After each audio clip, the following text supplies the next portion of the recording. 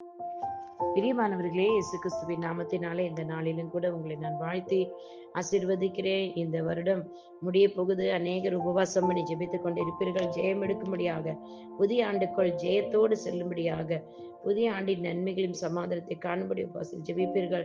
ஆவியானவருக்கு விட்டுக் கொடுங்கள். ஆவியான உதவியோடு ஜெபிங்கள். கிறிஸ்துவின் ரத்தத்தை எல்லாவற்றின் மீதும் பேசுங்கள். நிச்சயமாக ஜெயம் எடுப்பீர்கள்.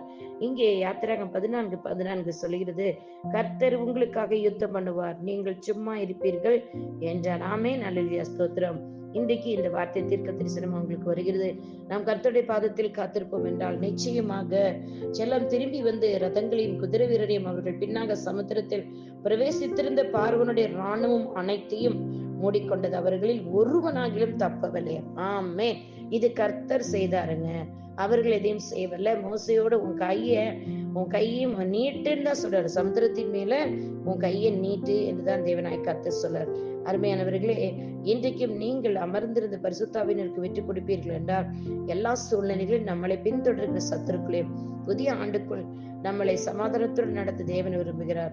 அப்படிப்பட்ட அந்த சமாதானத்தை நதி நம்மீது பாய்ந்து வரும் பொழுது நம்ம பின்னால வருகிற சத்துருக்களை கடல் ஆழத்தில் என் தேவன் முழுகடிக்க செய்வார். அதற்கு நீங்களும் நானும் உபவாசம் பண்ணி பரிசுத்தாவின் வல்லமையோடு நிறைந்து ஜெபிக்கும் போது, ஆவியானவருக்கு உங்களை விட்டு கொடுக்கும் போது நீங்க அமர்ந்தது ஜெபிப்பீங்க.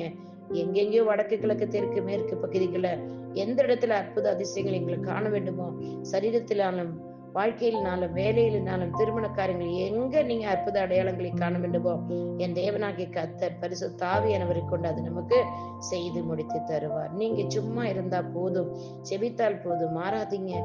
வேதவசனத்தை தியானிங்க, உபவாசம் பண்ணுங்கள், கிறிஸ்துவின் ரத்தத்தை எல்லாவற்றின் மீது பேசுங்க.